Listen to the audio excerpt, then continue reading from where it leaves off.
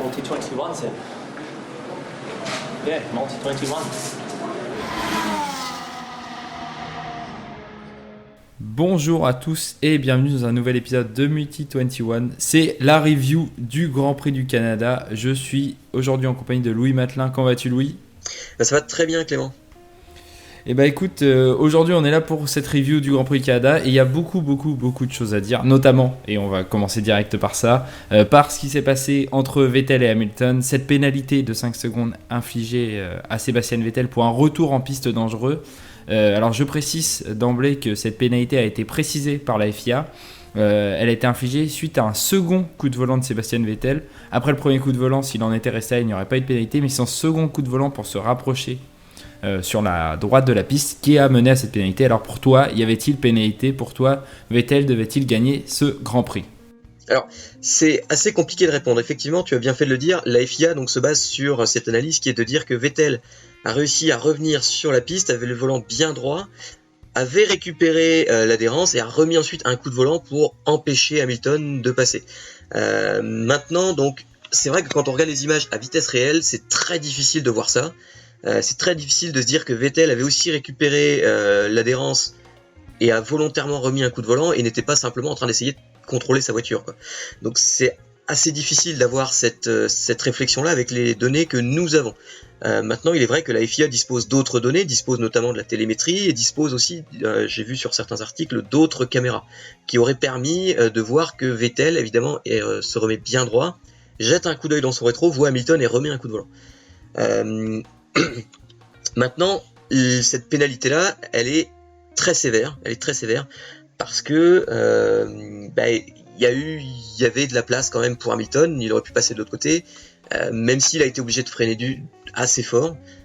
Ça reste très sévère, d'autant plus que Ricciardo a bien zigzagué aussi dans la ligne droite face à Bottas notamment, et n'a pas été inquiété par les commissaires. Donc oui, c'est sévère. Maintenant, je crois quand même que tout ça nous fait oublier le principal point de cette histoire, qui est qu'une nouvelle fois, Vettel a craqué sous la pression et Vettel a fait une erreur et est sorti de la piste tout seul comme un grand. Donc la configuration aurait été la même qu'à Hockenheim, mais sa course se serait terminée là, donc quelque part finalement, deuxième, c'est pas si mal. Ouais, tout à fait. Et alors déjà, je tiens à dire que beaucoup de réactions ont eu lieu suite à cet incident et que beaucoup de Ferraristes ont dit oui, mais le contact est évité parce qu'Hamilton freine. Justement, parce qu'Hamilton freine, sinon il y avait contact. Donc sinon, il y avait potentiellement accrochage. Donc la pénalité pouvait être légitime. Après, on nous a ressorti des vidéos d'Hamilton qui fait la même chose sur Verstappen en 2016 à Monaco et qui n'avait pas été sanctionné. Ce n'est pas un argument puisque Hamilton devait être sanctionné pour cette erreur à ce moment-là et pour avoir tassé Verstappen. Donc ne pas avoir sanctionné avant, ce n'est pas un argument, c'est justement une erreur qu'il faut corriger en sanctionnant maintenant à chaque fois ce type de comportement. Maintenant, tu l'as très bien dit, le principal problème, encore une fois, c'est Sébastien Vettel qui choque dans un grand moment, qui perd ses moyens dans un moment important de la saison, dans un virage en plus plutôt anodin, puisque c'est pas là où on va se planter en premier au Canada, le virage 4, on va pas se mentir. Et donc c'était très étonnant de le voir faire une faute dans ce virage-là. Et comme tu l'as dit, à Hockenheim, il a déjà fauté l'an dernier. C'est un peu un problème récurrent chez Vettel et c'est un peu, enfin je sais pas si selon toi c'est le cas, mais c'est un peu moi ce qui me fait penser que c'est pas forcément, on peut pas le mettre dans la case des plus grands à cause de ces problèmes récurrents mentalement. Ouais, je suis assez d'accord avec ça parce que quand tu prends Hamilton, il est jamais aussi bon que quand il est sous pression. Tu prends un Alonso qui était capable de transcender n'importe quelle voiture. Tu retrouves pas quelque chose d'aussi étincelant chez Vettel, qui est certes capable de gagner ultra facilement si tu lui donnes la meilleure voiture. Il est imbattable, mais dès que ça devient un peu difficile, eh bien il est plus là, quoi. Il fait des erreurs, il s'énerve, et c'est récurrent, quoi, parce que c'est déjà quelque chose qu'on voyait chez Red Bull quand il était un petit peu en difficulté. Et c'est quelque chose qu'il a depuis 2 saisons et est complètement flagrant avec la Ferrari depuis qu'il se bat un peu pour le titre. Donc, je ne sais pas si la Ferrari est vraiment au niveau de la Mercedes ou vraiment beaucoup en dessous ou un petit peu en dessous. Mais en tout cas, ce que je vois, c'est que jamais Vettel, en faisant des erreurs pareilles, ne pourra être champion du monde. Alors justement, tu parles de Mercedes, alors on va parler de Mercedes sous deux angles. Le premier, c'est que on est à un tiers de la saison, 7 courses sur 21, et Mercedes a tout remporté. Donc ça y est, là on est définitivement dans un envol, même des courses, comme tu le disais hors antenne, même des courses comme Bahreïn, comme ce Grand Prix du Canada que Ferrari doit remporter. Mercedes finit par avoir cette course-là, donc ça y est, on décolle vers les plus hauts sommets là. Ah oui, ça fait déjà deux défaites de Ferrari alors qu'on les voyait vraiment gagner la course. Hein. Déjà ici au Canada à cause de Vettel et déjà à Bahreïn à cause d'un problème moteur sur la voiture de Leclerc. C'est vrai que Mercedes est au-dessus apparemment, enfin on le ressent comme ça, en tout cas Mercedes est au-dessus. Mais Ferrari, on dirait qu'ils prennent du plaisir à se rater à chaque fois qu'ils peuvent aller battre Mercedes. Donc là, Mercedes, elle a déjà 7 victoires en autant de courses, donc c'est un très bon début de saison. Hamilton lui-même fait son meilleur début de saison de sa carrière. Je vois pas maintenant qui peut aller les battre au championnat. Là, cette année, le championnat est déjà plié, je pense. Hein. Ouais, je pense, je suis assez d'accord avec toi là-dessus. Le championnat constructeur, en tout cas, a l'air plutôt plié. L'autre angle sur lequel je voulais parler de Mercedes, c'est qu'ils ont apporté leurs premières évolutions ce week-end, un peu après tout le monde. On en avait parlé dans le podcast de preview. Et ils ont eu des problèmes sur 3 de leurs voitures, les voitures de Bottas, Perez et Hamilton dans l'ordre chronologique. Comme Renault et Ferrari avant eux qui avaient eu des problèmes lors de leurs updates. Alors que se passe-t-il en 2019 ? Est-ce que amener des updates c'est finalement une bonne nouvelle quand on voit tout ce qui se passe comme problème pour le premier week-end de déverminage ? Oui, c'est vrai que tout le monde a eu un peu des problèmes avec ces upgrades. Maintenant, ça fait 5 ans que ces nouveaux moteurs ont été introduits. Et je pense que simplement on commence à arriver à des points où la technologie est déjà très avancée et que si on veut faire des gains, enfin si on veut obtenir des nouveaux gains de puissance ou d'efficacité sur les moteurs, on est obligé de vraiment tirer au maximum sur la fiabilité et on retrouve des petits problèmes de fiabilité. Alors maintenant, ces problèmes de fiabilité là, ils sont quand même très mineurs par rapport à ce qu'on a pu connaître il y a encore 10 ans, 20 ans, où on voyait, c'était pas rare de voir 5 ou 10 voitures abandonnées sur problèmes techniques. Donc au final, bien sûr, il y a toujours des petits soucis de fiabilité, on n'était plus vraiment habitué, mais je pense que c'est un processus normal lorsqu'on tire au maximum sur la technologie. Ouais, c'est vrai que ce qui est arrivé à Lance Stroll le samedi avec cette grande fumée blanche qui s'échappait de la voiture, c'est quelque chose qu'on était habitué à voir dans les années 90-2000 et qu'on n'avait pas vu depuis un moment. Enfin, ça avait un petit côté rétro assez rigolo. Si on parle de Renault, la fierté française, de retour aux affaires, très bonne qualification, notamment de Daniel Ricciardo, P4 sur la grille, et très bonne course des Renault. Ça y est, on parlait d'eux comme étant un tournant de la saison où ils devaient scorer des points. Ils ont répondu présent avant le Grand Prix de France. Oui, tout à fait, ils ont mis beaucoup de points. Ça les ramène à 2 points, je crois, de McLaren pour la 4e place, donc c'est plutôt bon pour eux, surtout après un début de saison qui était assez mauvais, on va pas se mentir.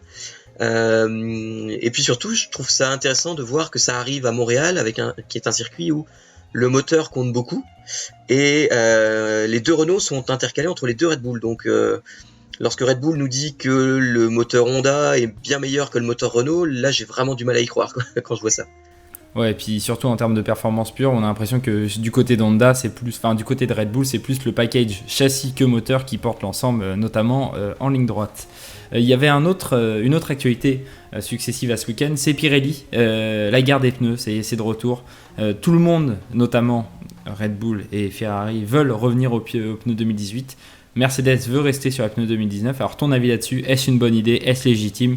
Je veux tout savoir, qu'en penses-tu ? Honnêtement, je vois d'un côté quand même que il y a peut-être un souci au niveau de ces pneus. Il y a plein d'écuries qui ne comprennent pas ces pneus, qui ont du mal avec ces pneus. Et je pense que voilà, comme Pirelli nous a habitués, ces pneus-là ne sont pas d'une très grande qualité. Donc on pourrait se dire finalement que ce serait une bonne chose de revenir à des pneus un peu meilleurs, que les écuries comprennent un peu mieux.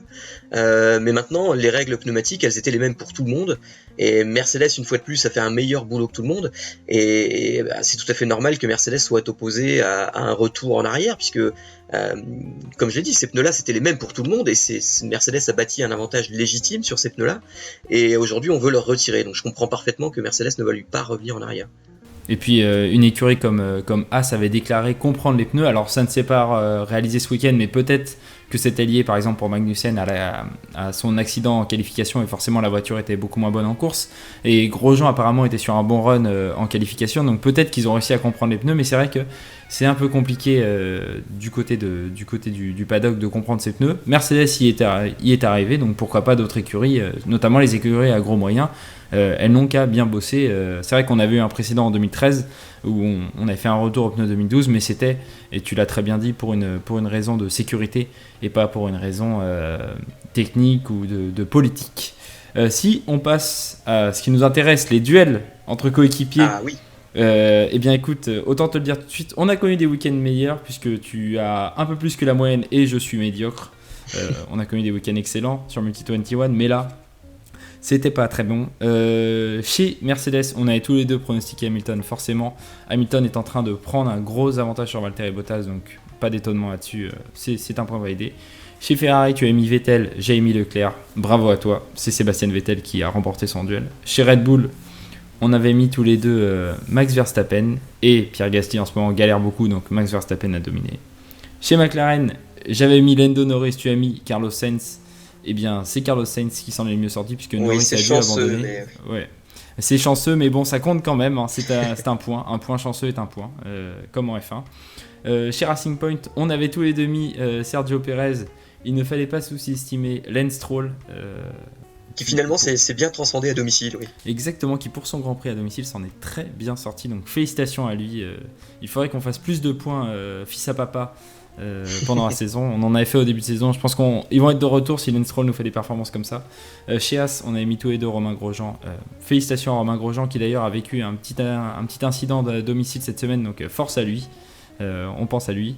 Chez Toro Rosso, on avait mis tous les deux Alex Albon et c'est notre ami russe Daniil Kvyat qui s'en est sorti le mieux. Oui, il est sur une bonne série d'arrivées consécutives dans les points Kvyat, donc je pense que la prochaine fois je dirais Kvyat. Oui. Et Albon nous avait étonné en début de saison, donc encore une fois ce duo Toro Rosso est plein de ressources. Chez Renault, on a mis tous les deux Daniel Ricciardo. Et bien forcément Daniel Ricciardo prend définitivement le devant sur son coéquipier Nico Hülkenberg et s'affirme comme numéro 1 de l'équipe. Chez Alfa Romeo, on avait mis tous les deux Kimi Räikkönen et pour la première fois de la saison Antonio Giovinazzi a dominé son coéquipier. Alors toujours pas de points pour Giovinazzi, ça reste médiocre, mais on est un peu mieux que pour les courses précédentes, on va pas se mentir. Et chez Williams, une folie nous avait pris, on avait dit Kubica le Canada c'est pour lui, non, Kubica le Canada c'est pas pour lui. George Russell lui a réglé son cas, ça fait 7-0 pour George Russell cette saison. Concernant les pronostics de podium, tu nous avais dit Hamilton, Bottas, Vettel. Tu as un pilote bien placé et un pilote sur le podium, Hamilton et Vettel. Et tu nous avais mis Verstappen comme driver of the day. C'est Sébastien Vettel qui a été driver of the day. J'avais mis Lance Stroll, donc pas de souci, je suis hors sujet aussi. Et j'avais mis Hamilton vainqueur devant Leclerc et Verstappen. Donc pareil que toi, un pilote bien placé et un pilote sur le podium. Du moyen, on va pas se mentir, du moyen, du mieux de oui, tableau. On a fait mieux. Du McLaren 2018, tu vois, du mieux de tableau sans... J'allais dire 2016, mais non, 2016 c'était la grande époque. Ah oui. Beaucoup de points en 2016. Exactement, beaucoup de points et puis des grosses performances avec un duo de pilotes. Pourtant, pas si mauvais que ça, donc il devait y avoir d'autres soucis, on se demande lesquels. Eh bien écoute, je te remercie d'avoir fait cette review de Multi21 et nous on se retrouve très vite tous les deux pour d'autres podcasts sur d'autres circuits avec d'autres types de voitures très bizarres avec des phares et tout, donc ça va être très bizarre. Avec des phares sur les voitures de course. Ouais, c'est bizarre ça. Ouais, ça je me demande ce que ça peut être. Allez, à la prochaine, salut. À la prochaine, salut à tous.